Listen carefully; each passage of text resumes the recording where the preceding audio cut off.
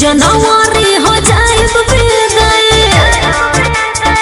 सोना एही दिसंबर में हो सगाई चढ़ते जनवरी हो जाए जान करी हो ना तू आँख नम